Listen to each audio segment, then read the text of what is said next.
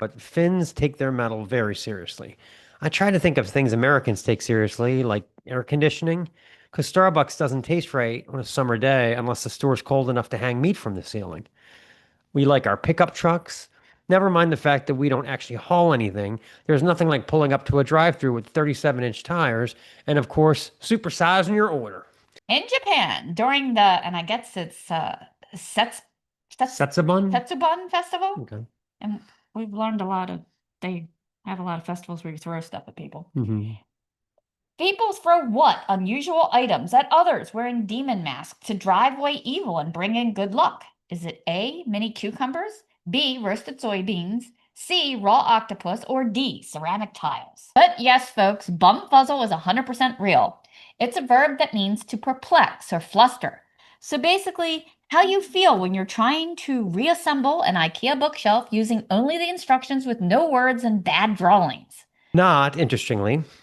These races started as a team building exercise for a pest control company in Washington. I was not surprised to hear this because, the team building shit is always ridiculous. Probably a drunken HR idea. Dottie, how did we get accounting and sales to stop fighting in the parking lot? Wait, let's have Steve chase Tom in a dino suit until someone eats dirt. Boom, morale. This is the Snaggletooth Extreme Metal Podcast.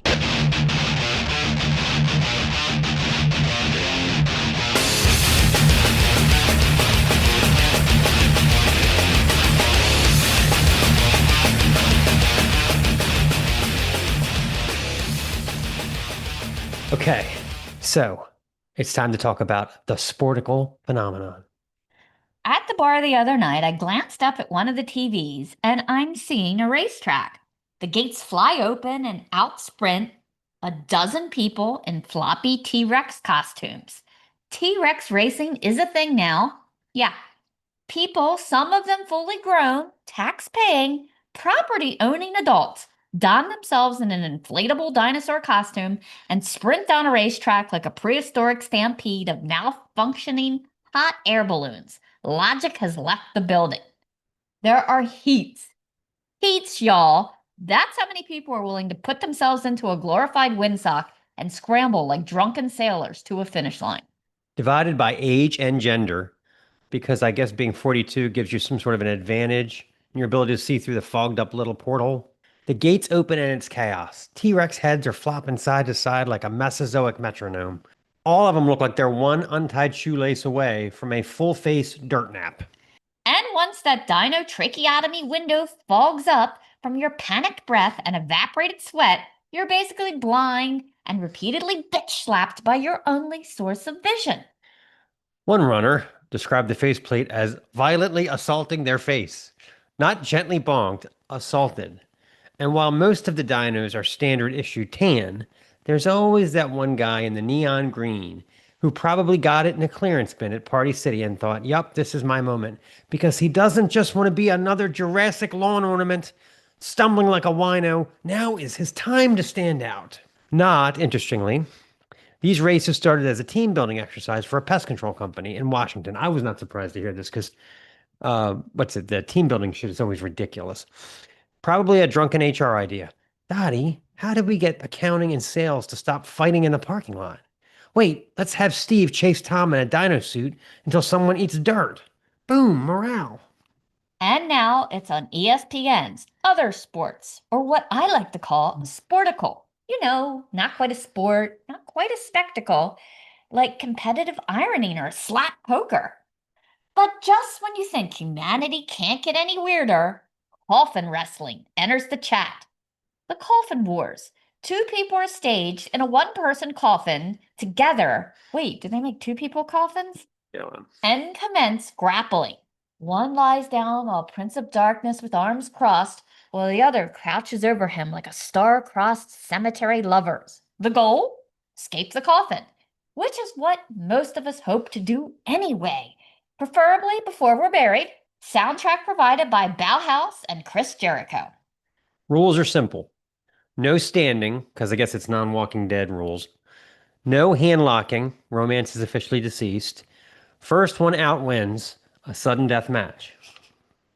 But just when you think it's all Roomba jousting and synchronized laminating, we come to the weirdest. Car Jitsu. Yes, it's jujitsu in a car. Two competitors start buckled up in the front seat, all safety compliant, and when the bell rings, ding ding, they unbuckle and start fighting. I have to say, it sort of reminds me of when I was growing up, we're riding in the back seat with my brothers. If we started acting up, my father would just start swinging blindly while driving, hoping to connect with a wayward noggin, all the while swerving into opposing traffic. Ah, childhood. The rules are anything in the car is a weapon. Seatbelts, weapons. Steering wheel, leverage. Glove box, ice scraper, bad radio station choice. Christ, I had him on the ropes till he found that Juice Newton satellite radio station. That's when I lost my grip on reality. How about tire wrestling? Imagine two athletes, sweaty, unblinking, fueled by a love for stuffing bodies into holes, and locked in a relentless battle of supremacy over a giant rubber circle. The rules, brutally simple and stupidly specific. Both competitors must keep at least one body part on the tire at all times, like some sort of weird base. Points are scored by lifting your opponent's feet off the mat, like a move from Dancing with the Stars, except more grunts and no grace.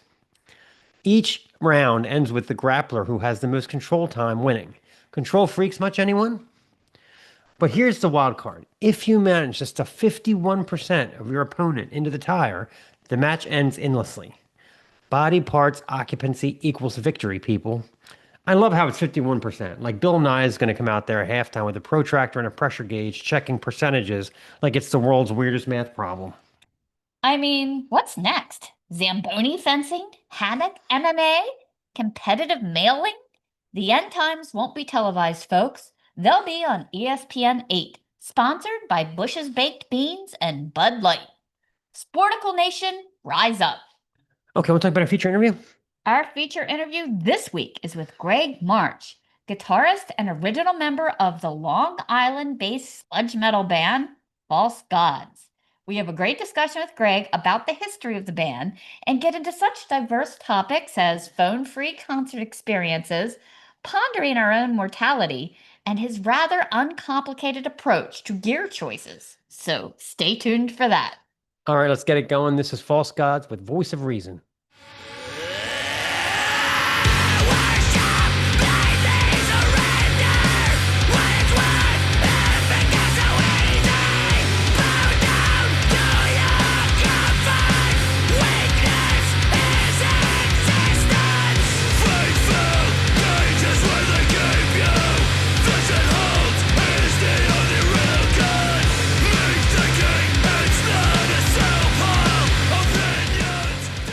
Okay, let's talk about Patreon. The site is patreon.com/snaggletoothpodcast. And for $6.66 a month, you get a sidecar that miraculously has no bike attached to it, full of Mark and Stace. Yes, we have lots of exclusive content just for our Patreons. The stuff we put up there is a little different. It's a little special. It might be a music review of Thin Lizzy. It might be a book review of a rocker's autobiography. It might be me showing you how to build the perfect hanging plant, which this year, one of mine has been occupied by a crazy bird. Yeah. We don't know why. At any rate, don't forget to subscribe to this channel, as well as our other channel, the Snaggletooth Rock and Roll Podcast. And that way, every week, you'll have a dose of Mark and Stace. And now I'm starting to feel a little cold and detached from reality because I think it's time. Hit it! And now it's time for Obnoxious Trivia! All right, Obnoxious Trivia number 1. Lay it on me. The police in India, Madhya Pradesh district, are paid a bonus if they do what? A. Run 5 miles a day. B. Get the most headshots at target practice. C. Grow a mustache. Or D. Help old ladies across the street. Bonus. I'll say B. Get the most headshots. It's grow a mustache. Why? Yeah, isn't that crazy? Why? So mustaches, they believe, are improvable, are improving the personalities of their constables. They are acquiring an aura of their own. They're creating a positive impression on the local people and getting a lot of respect. Coming soon, the movie The Great Indian Mustache Bonus. It's true. They actually get more per hour if you have a nice mustache. But there are rules to how your mustache can look. It has to be like a real thick. It can't be like a handlebar. It has to be real thick. It can't be a little thing. Anyway, grow a mustache. I'll get you more money. Get you more money. Okay. I didn't see that one coming, you know. All right. All right, number 2. In ancient Greek medicine, what unusual cure was used to relieve headaches? Was it A, wearing a compress of nettles, B, applying an electric torpedo fish to the forehead, C, drinking vinegar mixed with crushed ants, or D, listening to sea waves? Wow. The hell's an electric torpedo fish? I'm going to say the most outrageous one, drinking vinegar mixed with crushed ants.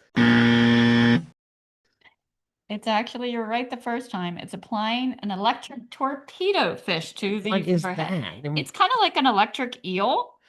They were used to treat various ailments, including headaches. They would apply the live fish to the affected area, believing the electric shock could numb the pain and offer relief. This practice was an early form of electrotherapy. However, by the medieval period, the scientific understanding of the torpedo fish's electrical properties declined, and rather than applying the fish directly, its ability to produce an electric shock was attributed to occult powers. Well, While the fish was likely still used in folk remedies or by less educated practitioners, it was not widely endorsed by the medical establishment. Like 3 out of 5 doctors recommended torpedo fishes on your forehead. always learning from you, unlike me. My obnoxious trivia, you don't learn a thing. Okay, number 3. In Japan, during the, and I guess it's Setsubun? Setsubun Festival, Okay. and we've learned a lot of, they have a lot of festivals where you throw stuff at people. People throw what unusual items at others wearing demon masks to drive away evil and bring in good luck? Is it A, mini cucumbers, B, roasted soybeans, C, raw octopus, or D, ceramic tiles? I'm going to say D, ceramic tiles. It would really be It painful. would be really painful, yeah. But it's actually roasted soybeans. Really? They throw soybeans at people. They do. It's celebrated on the day beginning of the first day of spring, and to ward off evil spirits and welcome good fortune. The main ritual is called menamake, where roasted soybeans are thrown at someone wearing a demon mask while chanting "Ono wasatu faku wasachi," meaning "Devil's out, fortune in." Probably killed that one. Okay. Wow. I think that subtracted the learning from the last one. So. Okay, number 4. Let's end this shit show. During the making of the movie The Wizard of Oz, what was used for the snow during the poppy scene? Remember, it broke their spell. What was that made of? A, shredded cotton, B, gypsum and marble dust over cornflakes, C, shredded paper, or D, crystotile asbestos? I'm going to say B, gypsum and marble dust over cornflakes. That would have been healthier. Okay, was it the asbestos? They used actual asbestos. Nobody understood back then that it was A health hazard. but the whole movie was wrought. The original, I don't know if you know this, Buddy Epson, who was originally supposed to be the Tin Man, he was hospitalized for 2 weeks with lung damage after hailing aluminum dust from that crazy paint. And then he was replaced by Jack Haley, and he experienced an eye infection from the aluminum paste. Margaret Hamilton, the Wicked Witch, suffered burns during her fire exit when the trapdoor malfunctioned. You know, when all the smoke would come up, she would drop through a trapdoor in the Munchkin Land. Dropping like flies. Flying monkeys. Several monkeys were injured when the wire suspending them broke. Toto actually had a broken foot because he was stepped on by one of the guards. The Scarecrow, while not suffering an injury in traditional sense, suffered facial scars from the removal of his burlap mask. And general makeup issues, the Wicked Witch's green makeup seeped into her skin, and she was actually green for like a month after the shooting ended. Wow, that's a brutal, brutal shoot. Everybody's getting sick, getting infected. Wow. And they're sprinkling asbestos over everyone. They don't use Wow. that today.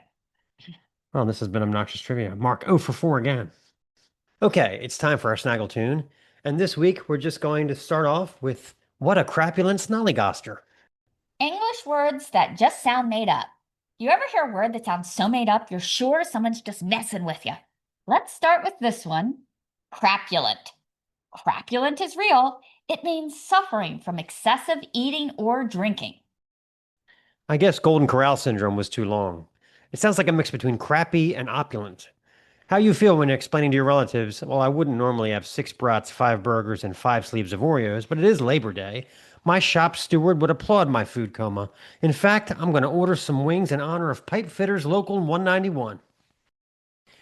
Latin origin crapula means intoxication, which makes sense. After Thanksgiving, everyone's falling asleep in a food coma. Ma'am, your test results came in. I'm afraid you're extremely crapulent. We're going to need to roll you into the stomach pump room. Can I watch Maury Povich during the procedure? Pronk is an actual zoological term. It's what gazelles do when they bounce into the air, like their hooves were just touched by an electrical socket. All 4 legs straight as rulers, just boing. Apparently, pronk comes from Africans and means to show off. So now I'm imagining gazelles side-eyeing each other like, what, we're walking here? Hold my beer. Watch this, Homer. Pronk. I'm escaping predators, but I'm making it fabulicious. Snollygoster. Sounds like a restroom attendant in Whoville. By definition, a Snollygoster is an unprincipled but shrewd person. So basically, it applies to 94% of Congress and at least that one guy that works for your homeowners association. The word goes back to the 1850s American South, where they were apparently roasting politicians with this little nugget. President Harry S. Truman actually used the word in a speech in 1952. He said, "I wish some of these Snollygosters would read the New Testament and perform accordingly."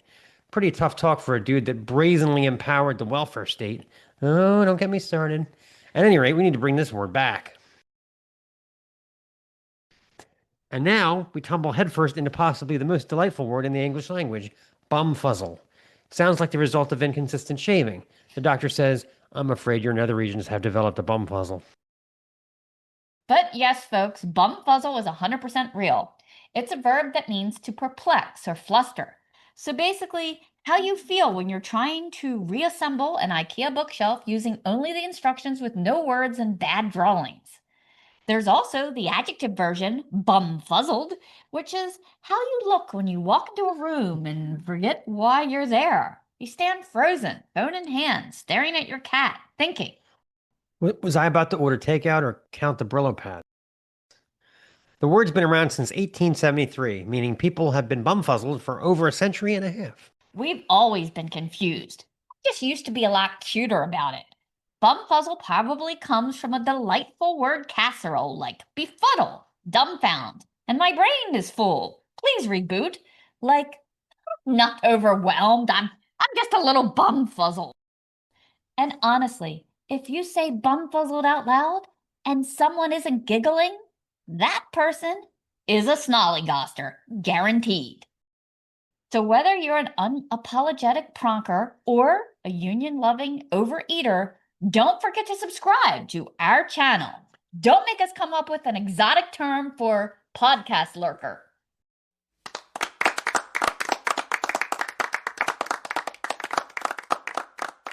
Okay, I can't take any more. Let's play a song. This is False Gods with Enemy That Never Was.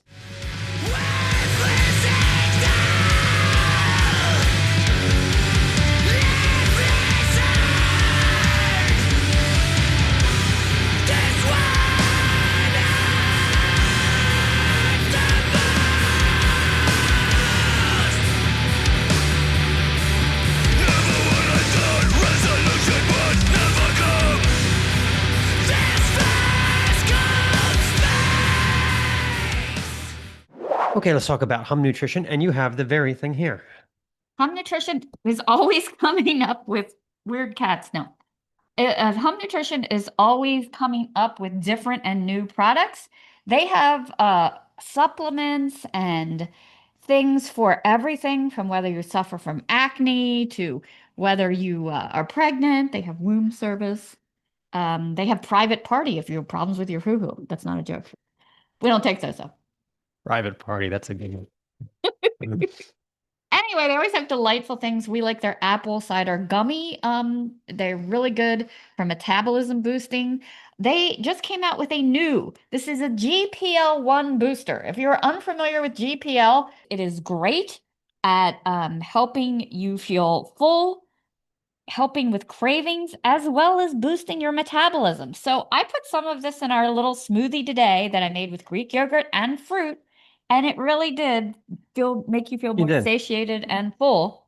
Now, word if this works on wine zombie find out. cheese abuse, but I look for anything I can, along with, of course, the diet and exercise, boring stuff.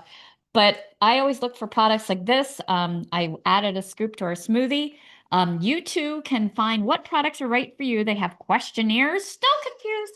They have actual medical doctors willing to chat with you on their website. So use our link. It will save you off your order. Okay, it's time for Bombastic Plastic. Bombastic.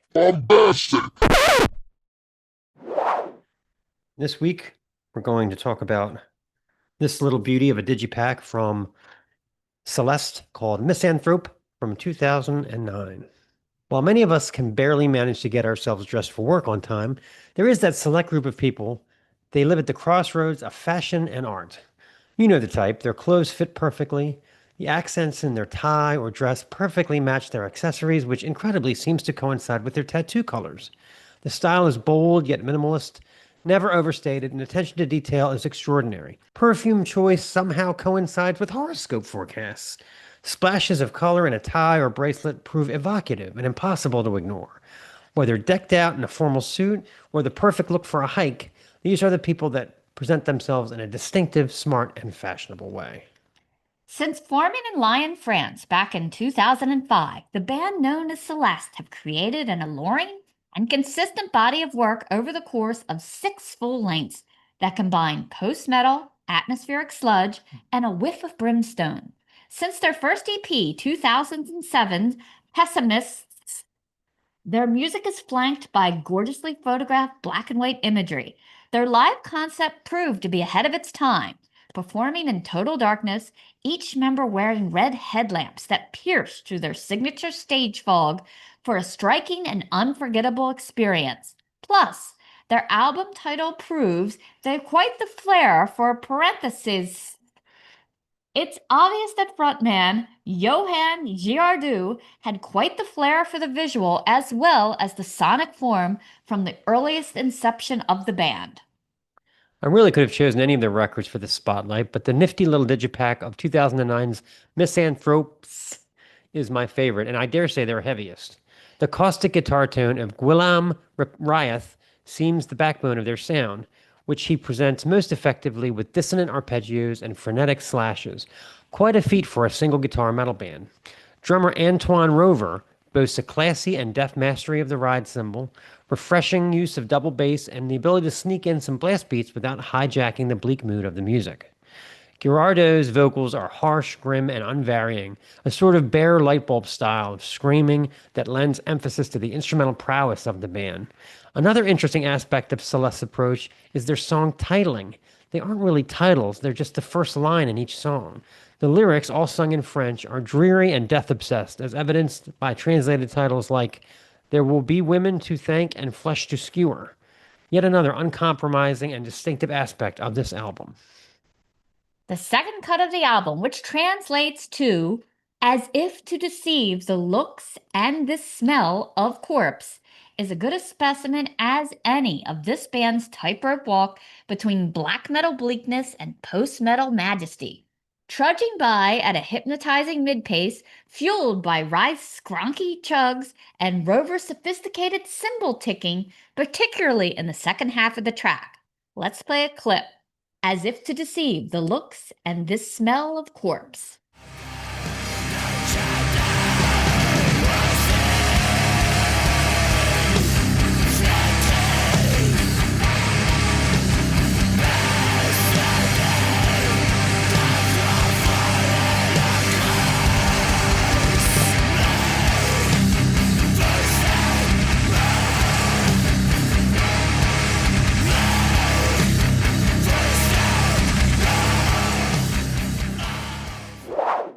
The 8+ minute epic, but what a pleasure to see this child's face blush and sweat.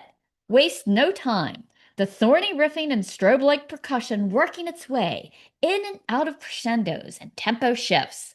slowing to a doomy crawl at its midpoint, guitar ringing Neurosis style as the riffing rises and falls away minute after glorious minute.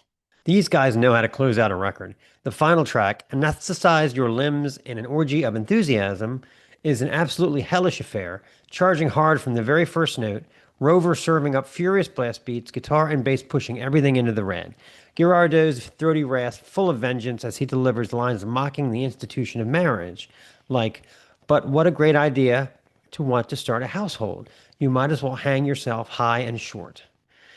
At over 51 minutes, Misanthropes is a long record that weaves its exotic charm slowly over multiple listens. The bleakness, the unvaried vocal style, the disorienting percussion eventually reveals their hypnotizing dark charms, uncompromising and strangely elegant. Seeing them live with the red headlamps going is definitely on my personal bucket list. It's also hellish and well coordinated. Well, I think this kind of sums it up. Shirt. Bang, mushroom shirt. But see, you can't stop with the mushroom shirt. You gotta go on. I'd have stopped that shirt. No, you gotta keep going. Okay. Now let me show you something. Look at that. Oh, you got on a mushroom belt. Gerard, did you know your pops had a mushroom belt on? Yes. But you don't stop there. See, look what I got. Gerard, did you know on the inside was special mushrooms? Yes! I think that about says it all. Let's hear Anesthetized.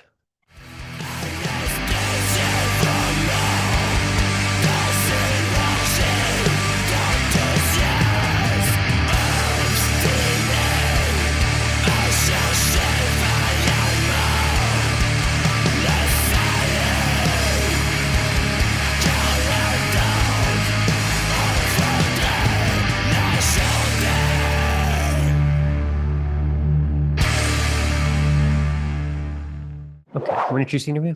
I was really interested to dig into Greg's brain a little, really fell in love with this album. And then when I found out it was, the title and all came from Frankenstein and Gothic literature, it just added a whole nother level Totally. to this amazing, that their sound again isn't like, what a riff, man.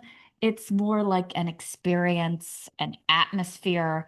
So I was really excited to find out more about this great band from Long Island. Yep, they're New York. Take it away. So for you guys, I was what kind of inspired the name False Gods and what kind of does it mean to the band? That's from Mikey, our lead singer.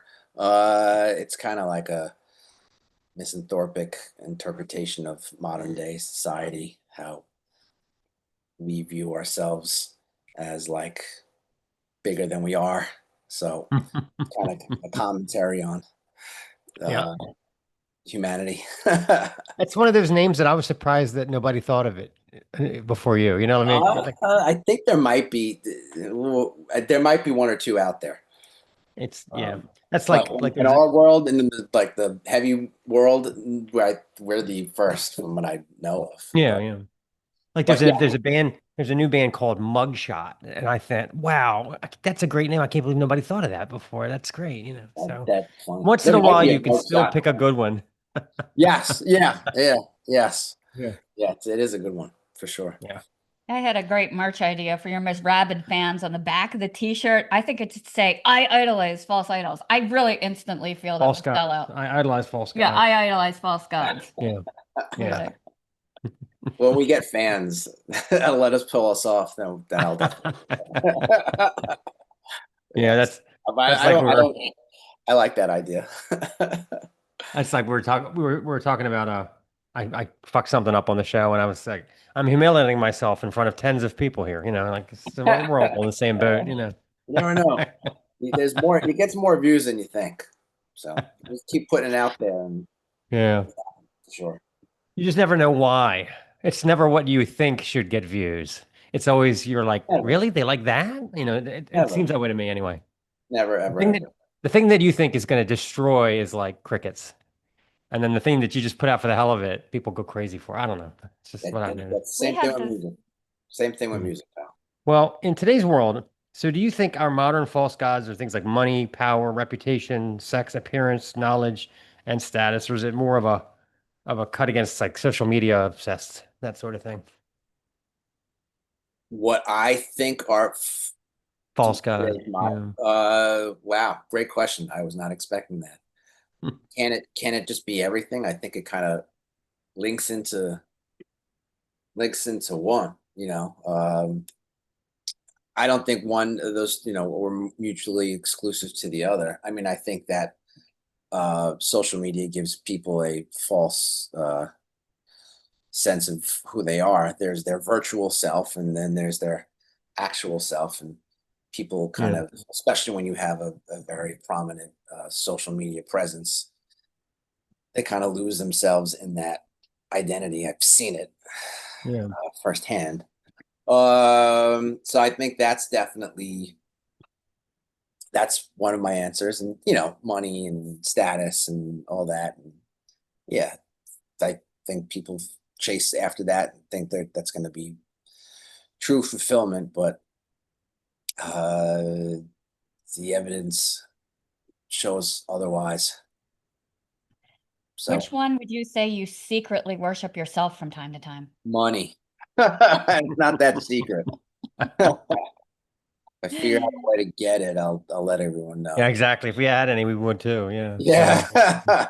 You Yeah. know, I think my answer would probably be I listen to way too much ulcerate and way too much dead congregation. Like if there's quiet, I always end up putting one of those two on lately. So those are my two false gods, I guess. You know. So There you go. All right. I'm like, I really should listen to this band I'm reviewing for the show, but let's do ulcerate again. Why not for the 300th time? You know? That's what Henry Rollins calls protein listening. Like he does 5 days a week of protein listening. Like things he has to listen to either for a show or just Right. whatever. Yeah. And then like he'll do weekend what he calls carb listening. So just like old stuff. I love interviews with Henry Rollins. Like when he talks about how he uses the music as motivation to work out, where he'll be like, all right, you get to listen to this one song on the 7-inch, and then if you want to listen to another one, it's 50 push-ups, it's 50 pull-ups. You know, like he punishes himself with music. He had a bit about listening to like sad Thin Lizzy songs while he works out. Like, yeah, you'd think I'd be listening to like whatever. And then he's like, but no, I'm listening to like Thin Lizzy ballads and like crying. Yeah. Yeah. He's so Sarah and She Knows and slower stuff about Mexican Girl. Yeah. Oh, there's so much. Old Flame. Yeah. Oh, yeah. Fucking tearjerker. The one that gets me is Downtown Sundown. That's on Bad Reputation because that lead that Scott Gorham pulls off. Oh yeah, dude. Is so lyrically. Oh, yeah. I love Scott Gorham because his leads are like, all right, beginning, middle, end on the one, and they're so classy. You know, even when you figure them out, it's not quite as good as the way he does it. It's just something in the fingers. He's one of the greats there. That band, I think, just from a musician's aspect, is very overlooked. But you know what? Had he had lived, I think they would be packing arenas because there was a whole new generation that found that music, and had he been around, they would have been massive. So I love the cover art for Lost in Darkness and Distance. Thank you. It's so profound, a little disturbing, which is good. Who created it? And what was the conversation like of capturing that kind of imagery? His name on his handle on IG is Vodka Sticka. I totally pronounced it wrong, and I'm going to try to like get the exact so I can VAK. Oh, come on, you fuck. VAKA. His spelling on Instagram is VAKASTIGA. Vodka Sticka. Holy, maybe I'm pronouncing it wrong. I'm sure I am. As far as the inspiration, it just came from the title of the record. Mike sent him a couple lyrics. The title is based off of a line from Frankenstein the novel, and he kind of sent us a couple of ideas, and we were like, yeah, that works. I think it was like the first idea he sent us. We're like, yep, that works. It's weird. Speaking of Hey God, it reminded me of the Dope Sick album cover with the girl and the crouch. Okay. Reminded me of that. First thing I thought of. Also black and white, you know. Yeah. That I didn't think of it until then, but yeah, that's Yeah. Yeah. The album that That's was the original secretly cover. Yeah, the album that was original. secretly produced by Pepper Keenan and the dude from Pantera. And why was it secret? Yeah. Yeah. Yeah, I don't know. Oh, secretly produced. That's Dope Sick was secretly produced by Yeah, Phil. secretly. I think it's on Metal Archives that it was secretly like they were unlisted producers was Pepper Keenan and Phil Anselmo. Probably contractual obligations. Yeah. No, serious. That's Well, why, because Phil was he produced. Well, I mean, he's listed as a producer on the self-titled Crowbar record, and right. I forget which record he's on, but you can definitely hear his voice. So there's probably Yeah. the deal with East West where they're like you can't, where they would have to. He was probably under contract with East West, and if he was listed as a producer, they would probably have to pay him. He probably did that Yeah, on spec. Yeah. So it's all that Mike didn't have any money, so base. But probably not. But those are his best friends. So yeah. I'm sure he didn't charge them. So I love the Frankenstein bit. As you can tell by my review, I'm a big gothic literature person. Mhm. How did he pick that line? Because I actually had to go back and read like the last bit to come up with it. Or did it just stick? Or Mikey's a reader, or he's a lyric. He's a big reader guy. That's a great question.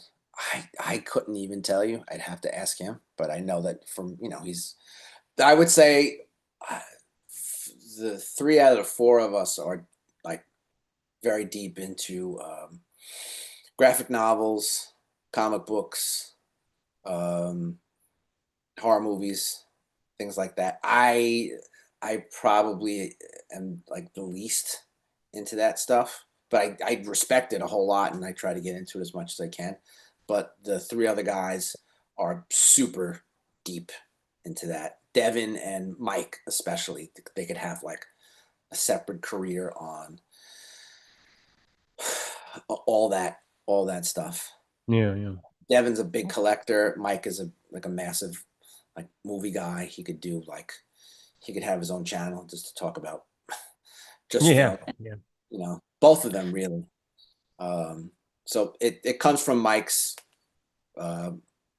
mind. Yeah. if he wants something really bleak, Tess of the Arborville's is probably the most miserable novel I have ever read. Okay.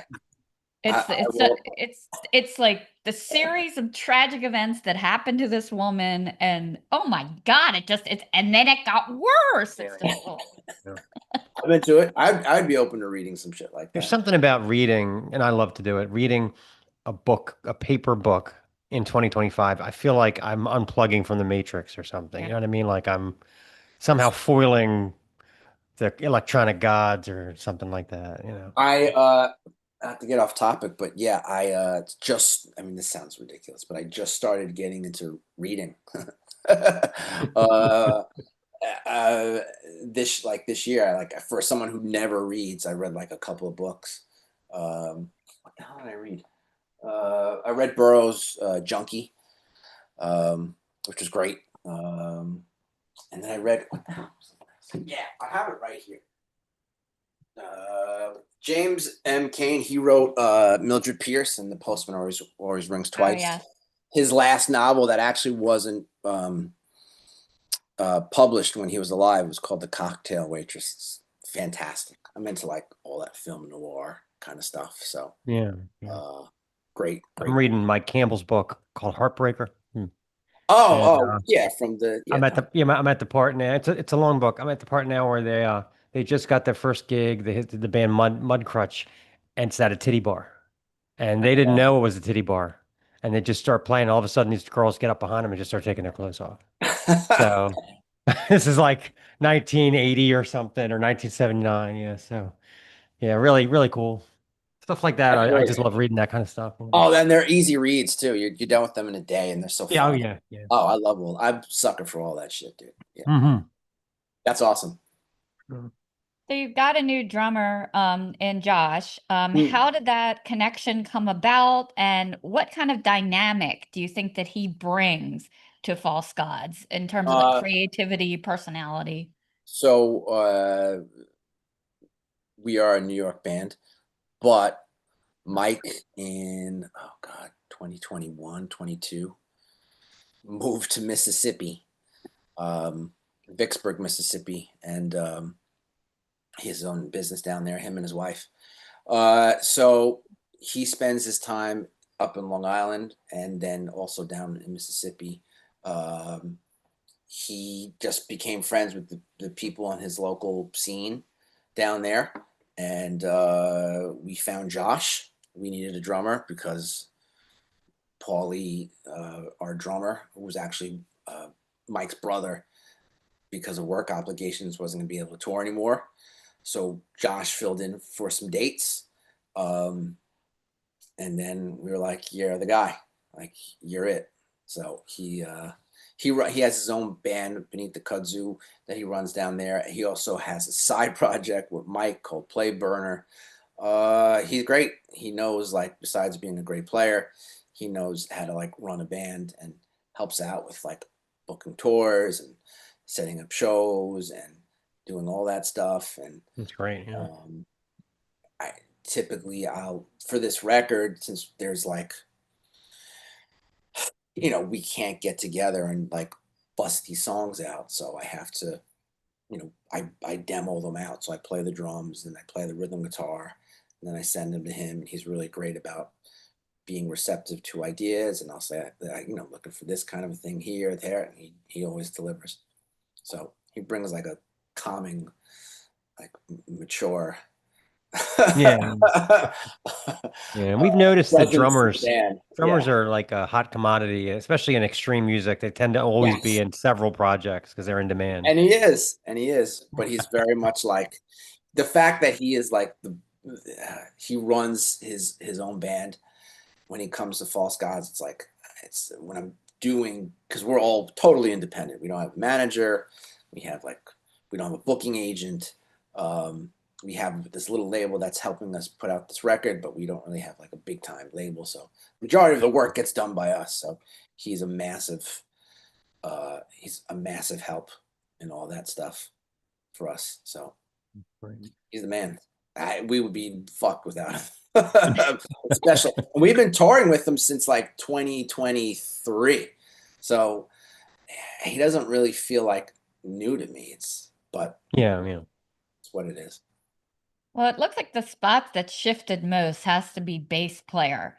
Yeah. What do you think the reason is the bassist role seems most prone to spontaneous combustion in your band? Oh, wow, that's a good question. I just think people don't want to play with me. So just found someone who was like, yeah, I guess I'll do it. And so he's just the glutton for punishment. I don't know. Honestly, I don't. Devin's like, out of all of us, he's probably the most proficient at his instrument, and he says yes. Why is it hard? It's hard for people. We got busier. I mean, when we first started, we didn't really think we were going to leave the county, and then we're almost 10 years in, and we've toured a lot, and we're going to continue to tour a lot. So he's just down to. He's younger than us. He's hungry and he wants to do it, and he believes.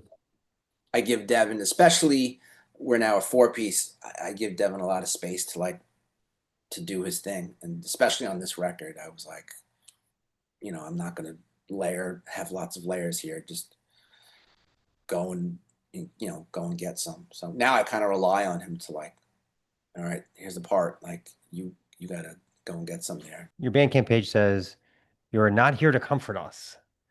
So what is comforting to you guys? And like, where did that phrase come from? Who the hell wrote that? I don't know. Wow, that's a good question. I don't know. We're just not here to play the game. I feel like, especially, I mean, that's to our detriment, of course. I feel like not just. I feel like a lot of people, a lot of other bands, I'm not going to mention them, play the game, and they do it quite well, and they're like paint by numbers, and they are more successful than we are, and I salute. That's great. That's for them. But for us, we're just here to be us, at whatever cost may be. So I think that's what it. And we kind of get like we don't really fit into a certain genre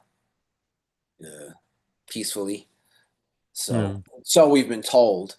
So I guess that's where that's kind of coming from. And music, I You guess. tackle some of the most difficult, subjects, morality, addiction, self-hatred. Are you intentionally writing just kind of for personal catharsis? Because I'm sure it helps others, with that emotional heaviness, like that you let bleed out, that it probably does help them find comfort, whether you want them to or not. But do you think you just write for personal intent first? Yeah, I mean, if it's not for us, then who else would it be for? So, I mean, it's just for us, the way we think. It's only us. Okay. Let me slow down. We're only concerned about making the four guys in the room happy, and everyone else is, we hope people dig it, but that's not really our concern. So yeah, without 110%, it's all about digging down and pulling all that stuff up, all that black in like the lowest part of your intestine, just spilling your guts out. And that's when that's what we're all into, having music just come over you and crush you. But it comes from a real place, for sure. It's not contrived. So. Well, speaking of playing the game and New York, I don't know if you saw the announcement that for the Ghost show at Madison Square Garden, it's going to be a phone-free environment. They're going to take their phones. I think what they do is they lock the phones. Right. You have to wear the bag with your phone in it. Yeah. And if you want to use it, you have to leave. So what do you think of that? I mean, it's music that we've all heard before. Who is I it? guess Ghost? Yeah. The band Ghost that play in the band garden. Ghost. Yeah. I saw a comedian, Shane Gillis, and he did that. Well, I get it for comedians because they only have so much material. But like when the Misfits did it, I was like, really? We've all heard, your song so many times. We've all heard Static Age a million times. I would think when older bands do it, I kind of understand more because they come from an older generation and they don't get like, that when they see kids doing that. When a young band does that, younger, I guess Ghost would be like younger to me. I don't really like Ghost, so I don't really care. But it's silly, but I also understand at the same time. I think moving forward, it's not when people. I think it is a compliment. Like you think if people take videos of us and they post it on their story or whatever, I take it as a compliment, Yeah. I mean, we're not Ghost, of course, but like, I think the bands are just taking it the wrong way. It's not like they're taking 30-second videos and they're posting it. Yeah. There are times though at MDF that I've looked around and said 80% of these people are watching this show through their phone. It just is the way things are, I guess. That's the way we're conditioned these society now. I was gonna say these kids, but it's not even kids; it's society now. It's just I don't know. I don't really have the answer for it. It's just what it is, and you just got to try to find like the positives in it. Like I don't love it, But yeah, and it's corny and it's tacky, but for a band like us, if someone was like filming us, and it's not like they're selling it, if this was like 30 years ago and someone is filming the concert, he's going to bootleg it. He's going to make money off of it. Right. When people go in the 70s and 80s going with like tape recorders, they bootleg the concert and sell it. And, I get why you don't want that to happen. but like some 25-year-old kid taking a couple of videos and like Yeah. pictures of himself at your concert, you're gonna like, oh, come on. I get it. Actually, I'm old enough to remember that, like in the 80s and 90s, the bootleggers T-shirts were way better than the band shirts, and they were cheaper. Like I Uh, remember, you could get it outside, the guy with the shirts, and it would have all the logos for the bands you were seeing, like all five or all four or whatever. You couldn't get that when you went in, you had to pick one. there's still bootleggers, man. It's bootlegging is still a thing for sure. Still a thing. Oh, absolutely. Me and my girlfriend went to see Danzig and Down in LA. A buddy of mine actually does sound for Danzig. Oh, cool. So we went down to that show, and like even before you drive up, there's like people selling $20 Danzig shirts, and they're all these like kooky designs. It's cool. I think that bootlegging sometimes is kind of cool, for the art of it. It's better than Yeah. paying $60 a t-shirt. Yeah. Yeah, John Christ is touring again. We're Saw we're that. excited. We're gonna go see him in Baltimore. It's funny the poster that I see they that. showed me. I'm like, that's John Christ, 1992. That's not a current picture. He's still, but you know what? I've seen pictures of him playing. He's still in pretty good shape. Yeah. Yeah, I think he teaches at one of the universities down there now. Right. He has all these videos online, instructional and stuff. Yeah. Yeah, that's great. He went from Danzig and he got a great gig. I mean, you can't. That's Yeah. The The guy that replaced him from Prong wasn't nearly as good. I was so disappointed. I was like, Tommy Victor. bring back John Christ. Yeah, I mean, Tommy Victor's just not that type of player. I mean, he's a cool. He's more of a hardcore guy, Yeah. I mean, Prong came from the hardcore scene. Yeah. Danzig was never the same after that first lineup. No. Anything after the Danzig 4 is like I don't want to listen to it. I remember around when 3 came out, I thought they were going to cross into like pop because people love Elvis. Like I thought they were going to be like bigger than Metallica, and then it all fell apart because they were so good. And the potential was so huge, and I don't know, it just all fell apart. It's crazy. And he never made a good sounding album after Rick Rubin left. His albums all sound like shit after. Like he bought some kind of a software program in 1995, and he was like, "I'm going to use this for 20 years." Well, he lost all that Deaf American money. There you go. Yep, exactly. They dropped him off the label. I don't know what the story was, but yeah. And then he made that like fake industrial record. Yeah, that was the one that was where we all signed off. Yeah, and then he just kind of started putting records out on his own, and yeah, like with that kind of garagey drums and it was just not the same. Well, I think that's what he didn't have a big budget to do things anymore, so yeah. But he just, oh God. At least we got those first 3-4 records out of him. They were perfect. Yeah. Can't touch them. So when I was driving home today, I was listening to this album of yours, and I started thinking, this isn't the kind of album where you're going to bust out a big noodly solo. But then I was thinking, some of the stuff you do is probably just making it hang or slow is probably harder than that.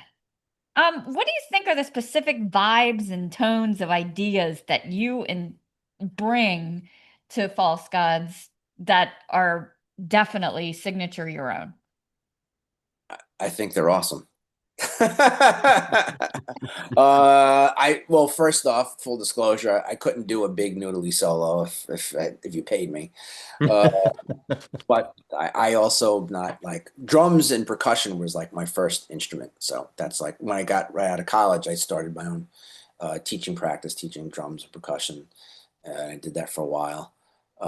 So guitar was just like a full round thing. And then, I finally just started my own band playing guitar. But as far as guitar players were concerned, I was never like really into like guitar, like just sitting and learning how to shred and stuff. And I was more into like, as far as guitarists are concerned, like I was gonna say like post-punk, but it's more like goth, more like Killing Joke and like those Bauhaus records, Daniel Ash, first Christian Death record. What's his name? Rick Agnew, like those kind of players. John McGack from Susie and the Banshees, like all that kind of style. And then Justin Broderick from Godflesh. Oh yeah. Enormous impact on playing. And also Napalm Death. Yeah. And a zillion other Albeit very briefly, yes. Yeah. But that's the more of the style that I'm like, as far as guitar playing, I'd be into more of, as opposed to like serious guitar players. Yeah. We have a friend, he has a band and they play goth rock. And they play a lot of like the Cult, the Cure. I love the Cult. Yeah, they play Some church, deep cuts. the Church. Great band. And after seeing them 3 or 4 times, I pulled our friend aside and said, "You don't play any American bands. Do you realize this?" Because they did. They didn't play anything American, right? And he confessed to me. I said, "You're ignoring Danzig. They're like the Alpha and the Omega." And he goes, "I've never really listened to them." And I was like, "Oh my God." I said, "Well, what about Christian Death? What about TSOL? I mean, there's other options." So finally, they got sick of me bitching, and they played Ramones. I Just Want to Have Something to Do at the last show we went to. So just to shut me up. So there you go. And they're like, "There's your New York American band." There you go. Just to shut Mark up, So. The Cult is actually touring, and they're doing a Southern Death Cult set. I think that is so cool that they're like, yes. You guys might like it, but really we like it. Is why we're doing it. I love it. I think that's great. It's a great album. It really is. It is. It's great. I love They never did anything bad. I mean, those early records are great. I mean, they really are. Even before they discovered Rick Rubin, they were fantastic. Oh, absolutely. Absolutely. I mean, Rick Rubin made them, I think, palatable for an American audience. Yeah. What's that record? Electric? Electric, yeah. Yeah, which sounds like AC/DC, which I mean, basically, that's what he was doing. Yeah, I love the Cult. Billy Duffy's the man. I mean, Ian Asbury's Ian Asbury. What else do you need to say? I like reading the interviews where say Rick Rubin would say, "Stop playing that pussy English stuff. We're trying to get you on the radio." I know exactly what he meant too. But I love all that stuff. I mean, I know. I love the sound that they got on Love, and that's the thing. Like they sold a lot of records for Love. Like that was a huge record. They completely went the other way at a time when they were so popular. That it was a very bold move. They were a very hard band to categorize as well, because they started from like the English like post-punk pre-goth scene, and then they were like during what's the Bob Rock record? The one. Oh, it's the one with Sun King on it. Fire Woman's on it. Yeah, that record. Why can't I think of it? Yeah. Sonic Temple. Sonic Temple. Yeah, Jesus. Yeah. If you listen to that record now, it's so obvious that the record company said American radio, because every song has like the word New York in it, or America this or America that. Like it's not subtle at all if you listen to it now. I didn't realize it back when I was in high school, but I listen to it now and I'm like, wow, this is like. Just by the production alone, they're trying. Yeah, totally. Yeah. And they opened for Metallica on that tour. I love your guitar line in Imposter. It's absolutely that thin, jangly reverb. So thank you. So what are your weapons of choice as far as when it comes to gear or pedals? Anything new that you've been experimenting with? I keep gear very, very simple. I use a Boss chorus pedal. So that chorus that's in that pedal is the same chorus that's in a JC120. All those like Cure records and all those like pre-punk, post whatever goth records, they were all recorded with those amps for the most part. So the same chorus that's in those amps is in that pedal. So I kind of lean on that a lot. I use an Earthquaker Avalanche reverb / delay pedal. And then I just use for like an overdrive the new Sun pedal, which is like a glorified rat pedal. As far as this record, what was recorded, it was recorded with a Soldano SL100. I use a ESP Viper, Viper 1000 with Florence Fluence pickups. I forget, I'm pronouncing it wrong. But that's it. I keep everything very, very simple, and a lot of reverb, a lot of delay, a lot of chorus, and whatever I have here. We saw Yeah. Unto Others at MDF, and they were awesome. Oh yeah, And I love realized that every one of their songs starts with a stereo chorus pedal part. that. You know, like that Cure tone, you know, from like the Yeah. 80s. Yeah, Every song starts with a clean, with the stereo chorus pedal, and then they rip into it. And live, they're so much heavier because he does a lot more double bass than on the album. So they fucking rule. God, I love that band. they're And great. they also do all the you could tell they've studied like the Thin Lizzies and the you know the bands from back there because they do all the back to back and the posing and the Bass playing the guitar behind their back and shit. Like nobody does that anymore. It was so cool. Yeah. It's hard to do. Yeah. That's why. Yeah. Very hard to do. Well, That's I know cool. they did a big stretch with Merciful Fate, and I guess if you're gonna do that, you're gonna get your shit straight, you know. Yeah. I did not know that. Yeah, that'll do it, or that should That'll do it. straighten you out, right? Yeah. Straighten you out. So, if your house was on fire and you could only grab one guitar, which one are you running out with? No questions I asked. only have one guitar. No I have one guitar in New York. I have one upstairs. I only have one. I'm not like a big gear like guy. I probably have more snare drums than I have and drum gear than I have guitar gear. For guitar, it's just like I just want to keep it really, really simple.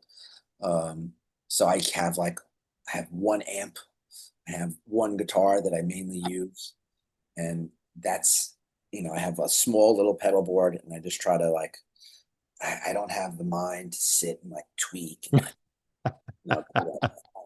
Yeah. I'm a fucking scientist. I'm just like too Yeah. too much of a drummer, too dumb. So I'm just like, let's just keep this as simple as possible, and go from there. So I would say, or I have an old that's behind me now, like an acoustic. It was a 12-string guitar that I have 6 strings on. So that's what I write virtually everything on. So probably that. So, Death is Listening is definitely one of my favorites. It really hit me. I love that bent, waterlogged guitar tone you have. Thank you. So, Thank you. let me ask you, do you think Death really listens? And like I said in my review, is it like the Google speakers, where is it just hanging out and taking notes? Oh man, possibly. Yeah. I mean, it's coming for all of us, so get ready. Yeah, possibly. I always like the shows where like Death is a person, that runs around, and we were watching that Dream with the Sandman. And it's very sedate. They made Death, she's just this kind of nondescript, nice looking black lady, and she just comes around. She's like, and then you see her and you're like, oh no, okay, I guess we're going. I like that idea. I like that Yeah. idea of Death. Yeah, I'm into it. Yeah, sure. Why not? Yeah. People believe So what- the back of your shit. Why can't I believe that? So why do you think we're so fascinated by our own mortality? It's like we're repulsed by it, but we can't not look away. Yep. I only started thinking about it when I turned 40. So I don't know. When you're a kid, you just think you're going to live forever. Yeah. And then, you go through that, and you go through a little bit of life, and then you kind of sometimes you come, close with a couple brushes with death if you have, or if you experience kind of loss. And that's kind of what a lot of the record is about, or came from. So I think it makes you ponder your own mortality. And And we don't, I think, so that's, I think when you get older and life becomes more precious to you, or it should at least, Yeah. you kind of think about, hey, shit, one day this is going to end. And you get older, you see people around you passing on. Um, so it becomes more, I guess, loss becomes more prevalent in your life as you get older. So I think that's a part of it. And we don't know what happens at the end. You know, people tell you they know, ain't nobody knowing. So Right. I think it's a great mystery. That's a part of it. Yeah. Sorry, And after 40 is when the doctors start to treat you differently too. You ever notice that? Like they don't let you out easy anymore. They're just like, you know what? We're gonna run some extra tests. We saw your date of birth. You know, it's like your warranty's up. You know, like A little bit, yeah. And there's this weird thing, I work with a doctor and we have patients. And, I said to the one gentleman, he was 98. And I said, "Do you want to make your appointment for next year?" He says, "Next year? I don't even buy green bananas." Okay. Good line. yeah. Where do you get to that stage of life? What was the one? Didn't you? The one lady that was like 100 years old, and you asked her, "How's it feel to be 100?" And she said, "Not enough men." Yeah, that was her main complaint. There were not enough men. Which is, you can see that because men die younger. But yeah. That was her big comment on being 100. I was like, "Eh." Never too late. That's what you should have told her. Holy shit. That's funny. So, like we were talking about loss, the enemy that never was, of course, is about all that loss of a family member. What is the enemy part of that? That I was kind of curious. That who is the enemy that never was? So yeah, it was. He'd spoken about it a little bit, Mikey. But and he was a friend of the band, Timmy. He was just like, okay, Mikey, when he lived in Long Island, his house was kind of like the hang house for everybody. Like almost all of like a portion of like all of our friends from like our hardcore scene. But there was like at any given time, every weekend, like 30, 40, 50 people there. And literally. And Timmy was his cousin. He used to hang all the time there. So he was like always around us and the group. And he was, so I think they had a falling out a couple of years ago, 4 or 5 years ago, and hadn't really spoken since. And then he got the news that he had passed, like while we were writing the record. So I think it has kind of something to do with that. I think they're at odds and, passed without ever resolving it. So real shit, brother. Timmy was like a brother, to like, like all of our friends. He was in the same friend group, but he was just like Mikey's brother, really. So it was a tough one. So what were the biggest differences between Nerdtopia in 2022, the recording wise, and then the new album? Was there anything that you deliberately want to do differently this time around? Yes, absolutely. Okay. I mean, I don't not like Nerdtopia. It was an honest portrayal of where we were. We actually recorded it in the summer of 21, and it took like a year to come out. So by the time it came out, I was like kind of over it. I do feel in retrospect that we rested on our laurels a little bit. We have a background from hardcore. Also, we were a 5-piece then. When Nerdtopia was written, Devin was not in the band. He signed on like a couple weeks before we had to go into the studio. So it was written with a different lineup. And I just feel like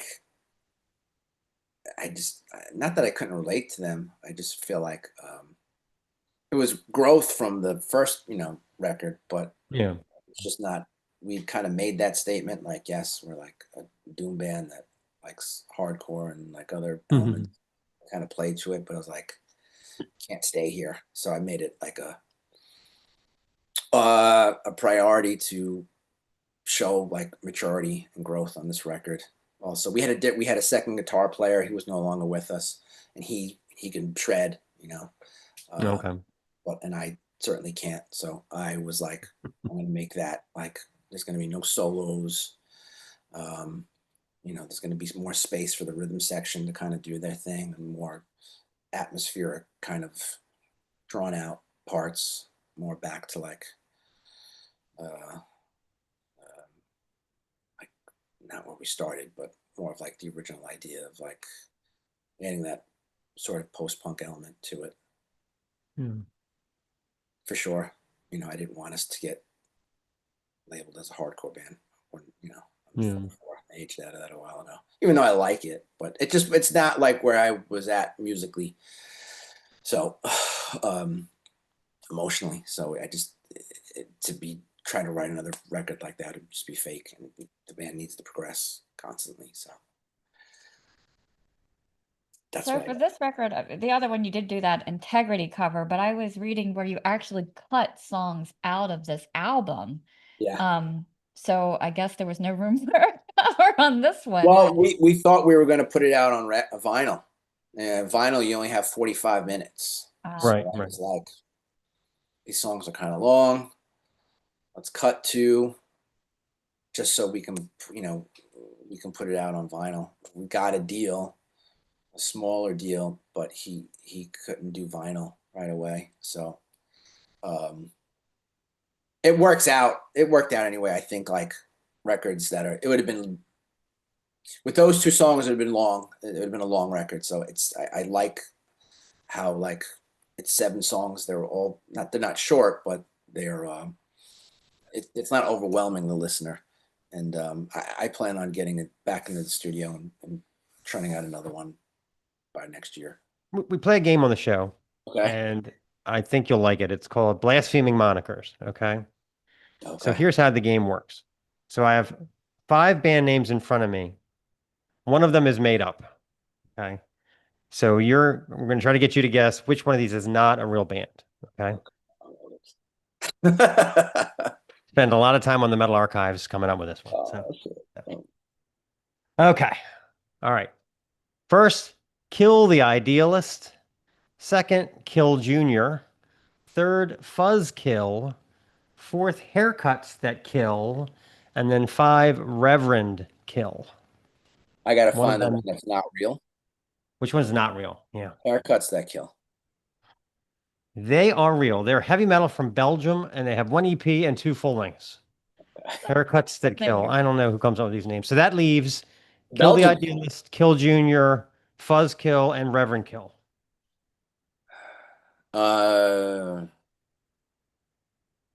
Kill Junior. No, they're real. They're from Ohio. They play death metal, and they have 1 EP. Yeah. No, I'm sorry. No. They're thrash punk from Madison, Wisconsin. They have 2 full lengths. Get it right. All right. So that leaves Kill the Idealist, Fuzz Kill, and Fuzz Reverend Kill. Kill. Fuzz Kill's fake. Fuzz Kill's fake. Very good. You got it. Yes. Yeah. Although I think I like that. I like Fuzz Kill though. I think that would look I good mean, on a it backpack. sounds like a stoner rock band. Yeah, exactly. Yeah. Hey man, we're Fuzz Kill, man. Fuck this fuzz. It's all about overdrive. Yeah, one day I'm going to get like a whole bunch of patches made of bands I made up for this feature, like Pilsner Wolf and Fuzzkill, and it could be the Pilsner ultimate Wolf? Pilsner Wolf. Yeah. Great name for a band. Wow. Yeah, I would actually drink a beer called Pilsner Wolf too. Yeah. Yeah, that's a good idea, dude. Yeah. See the T-shirt It could be already. like the beer. could be like the ultimate hipster, like have like all your patches are bands that don't really exist. Skank Yeah. Fragment. Gang Come on. Fragment. Yeah, that's a good one. Yeah. You could sell vests pre-made with bands. That don't That's exist. right. Yo, who's that? Name your band? band any of these. Yeah. So. So I saw that you were at the Ear Slaughter Fest. What were kind of some of your best and worst memories and takeaways from this year? So Ear Slaughter Fest was the first time we were in Montreal. People don't know what it is. It is a 2-day grindcore fest. I have no idea how we got on there. Well, I kind of do because we were on tour at Flesh Parade and they were headlining that day. we were also like, we were touring with them, so we were escorting them basically throughout the Northeast, Right. north to Montreal. That was the best show we've played all year, for sure. The fact that we were like, oh boy, like these kids they're not gonna like this shit, and it's grindcore, and we only had like 20 minutes to play, and we opened the set, and like no one's gonna be there. House was packed, people were cool. The promoters were rad. They took care of us. Montreal was like a beautiful city. The best show we've played all year. So it was great.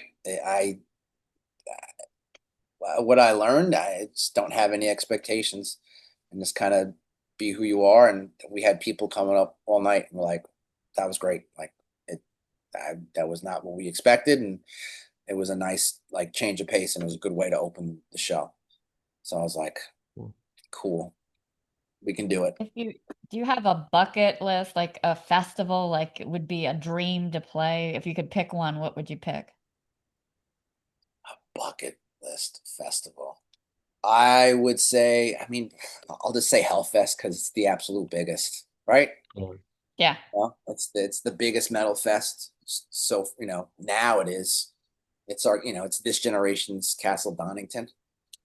Right. So I would say that one because it's the biggest. Yeah. We definitely want to answer. go to see Razor Burn at some point. I would love to play Roadburn. Our goal would obviously be play one of these MDF fests. Oh, A yeah. Roadburn. I think MDF Roadburn would be like fests we would do well at. But I want to play in front of 500,000 people at Hellfest. Yeah, dude. Come on now. The sounds of decay!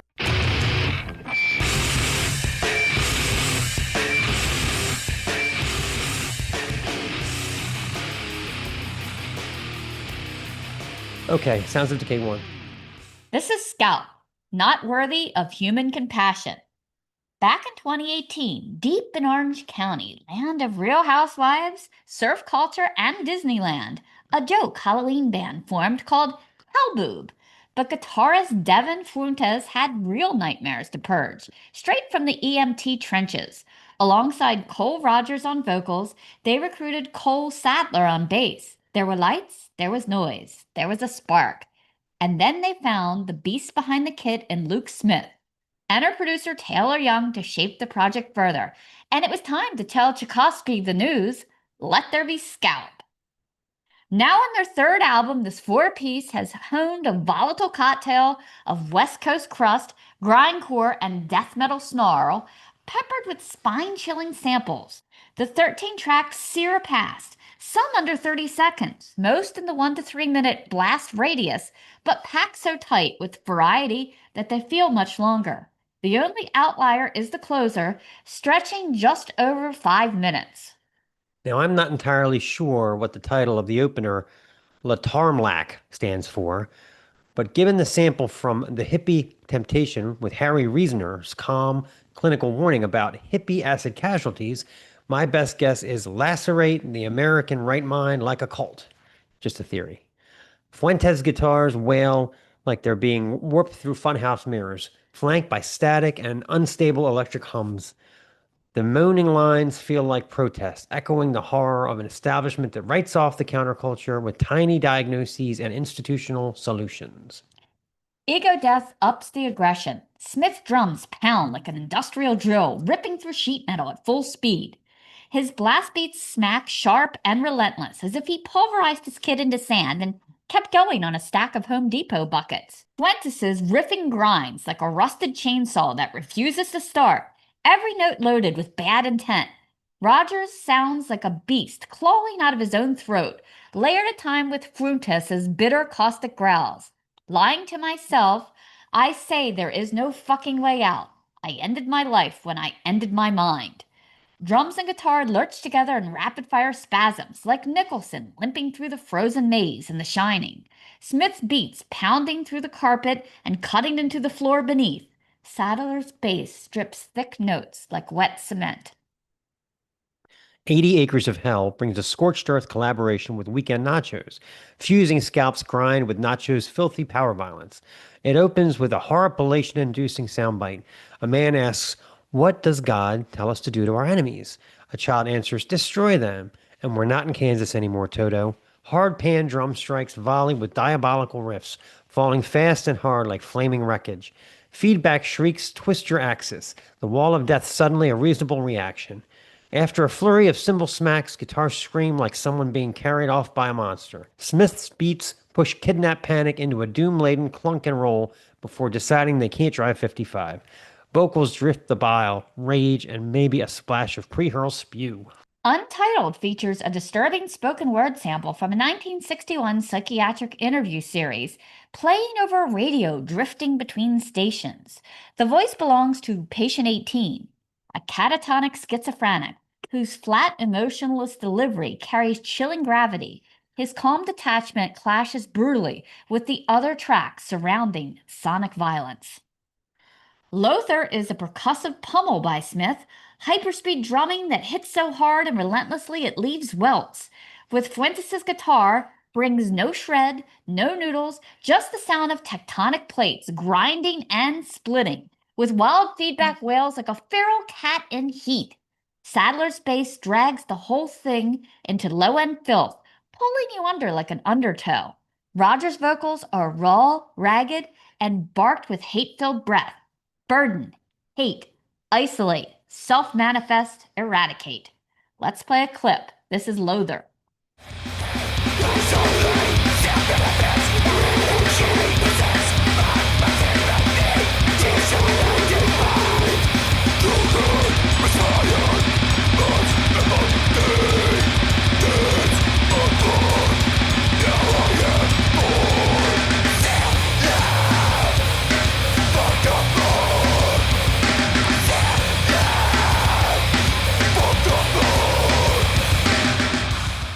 The closer Bottomless opens with a few industrial-strength chug riffs, briefly evoking a Static X intro before that notion melts away in seconds. Smith assaults his kit like smashing out the crappiest week ever, while the guitar settles into a low, shrugging groove that paces like a caged beast deciding whether to spring. Roger's vocals begin as a nasty scowl, layered with lower echoes beneath, like peeling a black onion. A mini breakdown leaves the drum standing alone for a bar of mid-pace strikes before the guitar starts in messy, jagged notes, a tantrum of unchecked voltage, while the bass throbs like your knee before it rains. The tempo begins to drag, sinking into a sludge crawl, like boots disappearing into molten asphalt. The guitar sounds as if it's violently dying, cymbals tin-tinging with slow tears. Cable noise tears a rip in the track, and just untuned and unhinged that hangs in the air, while distorted voices sound like a record played backwards and too slow. Their label, Closed Casket Activities, sums it up. In an era where hardcore has abandoned rules, but is still a patchwork of panache, Scalp is blazing trails and redefining extremity. The band themselves are even more direct about the record. Punishing out the gates with a frightening depiction of paranoid delusion, the song showcases our challenge to make a faster sound while still delivering heavy mosh riffs. What began as a throwaway joke twisted into a snarling middle finger for the downtrodden. The kind of album that offers a release, a scream, a wail, perhaps a wall of death. You can practically feel the pit starting before the groove hits. Hell, might even be good for you. But for your deductible's sake, you might want to go in wearing an inner tube and knee pads.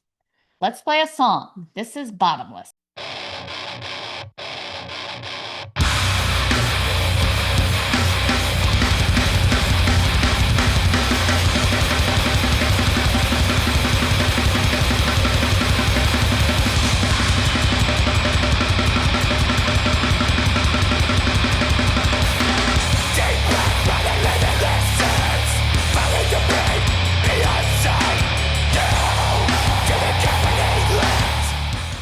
Okay, Sounds of Decay 2 is the new album from Before the Dawn, Cold Flame Eternal.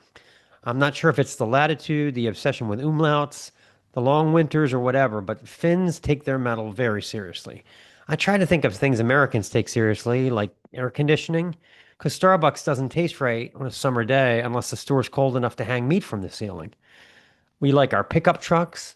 Never mind the fact that we don't actually haul anything. There's nothing like pulling up to a drive-thru with 37-inch tires and, of course, supersizing your order. Bottled water. The quality of our drinking water is not the issue here. It's a fashion statement that suggests our hydration comes strictly from babbling brooks of the Adriatic, fiercely enhanced by electrolytes. It's actually no wonder Finnish people are so taken with metal.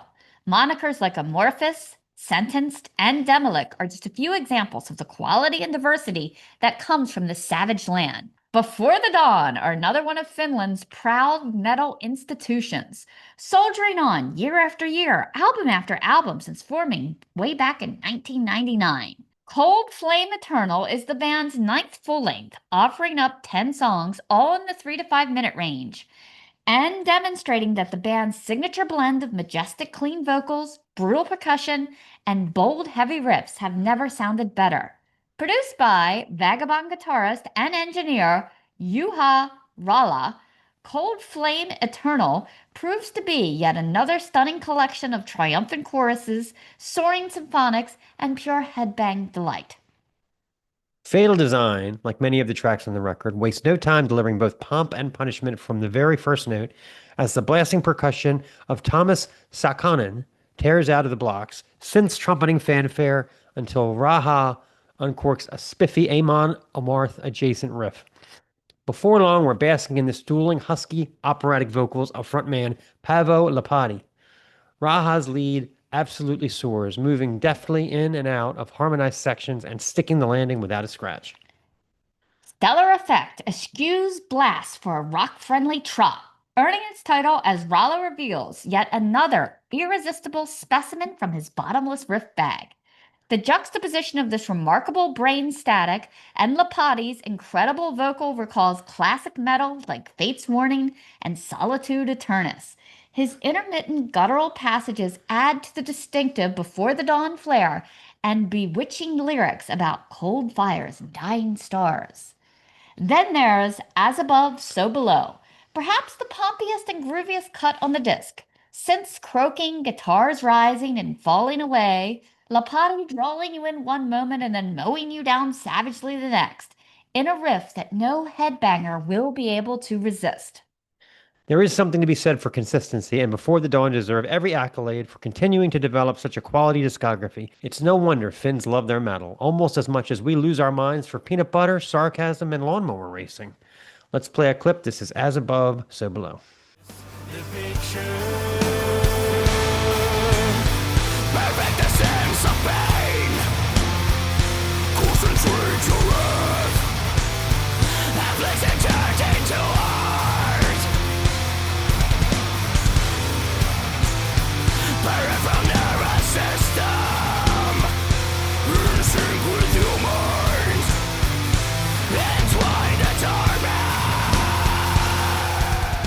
Okay, Sounds of Decay 3 is the new EP from Cancer Void, First Metastasis.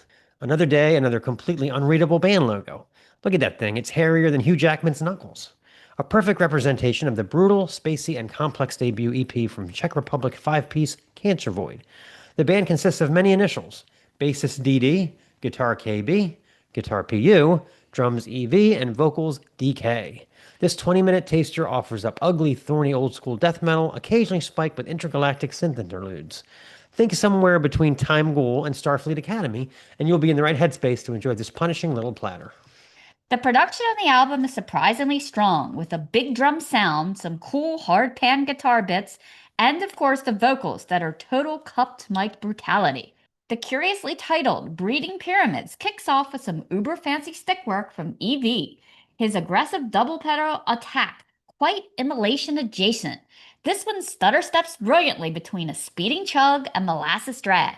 Both flavors delicious in their own right, guitars adding a dash or two of atonality for spice. Let's play a clip. This is Breeding Pyramids.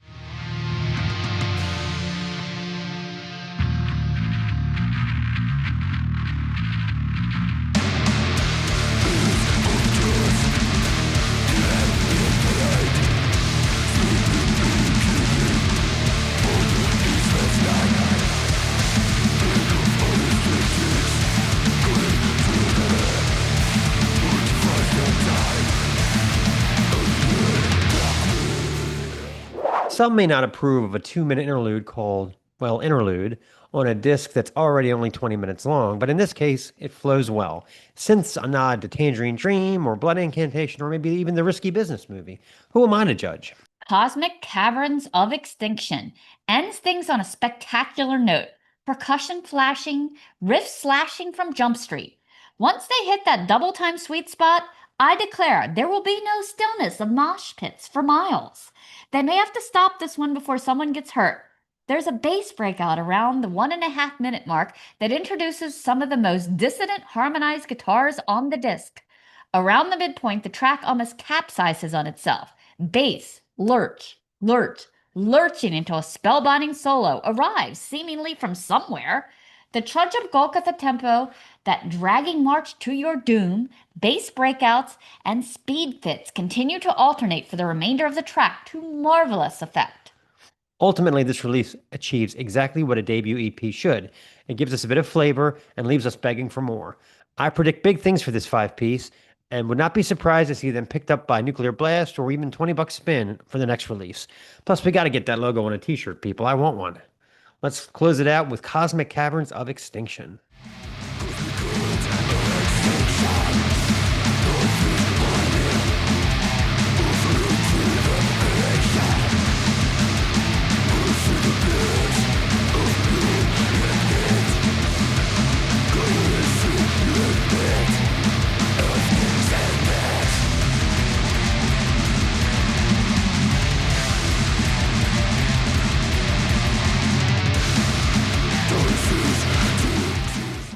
I think we seriously might consider getting ESPN 8.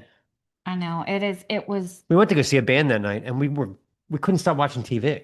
we couldn't even hear it, and we were still Yeah, there was no sound, but we were just between the coffin wrestling and the dino stuff, and it was insane. I mean, we're not big sports people, but that's not really sports. That's sportacles. Yeah, I coined that myself, but That's you can right. use it for 50 cents. every single time. Yeah. This has been the Snaggletooth Decay Extreme Music Podcast. Special thanks to Greg from False Gods for appearing on the show. Snaggletooth theme by Gustav Eward of Defleshed. Sounds of Decay theme by Steve Rathbone of Lair of the Minotaur. Sounds of Decay bands featured this week. Check them out. Before the Dawn, Cancer Void, and Scalp. By the way, Scalp, still head and shoulders above everybody else. You thought I wasn't going to say it? I snuck it in there. All content 2025, the Snaggletooth Decay Extreme Music Podcast. New sport, extreme dodgeball hobby horse races. And I think it's 51%. This is the Snaggletooth Extreme Metal Podcast.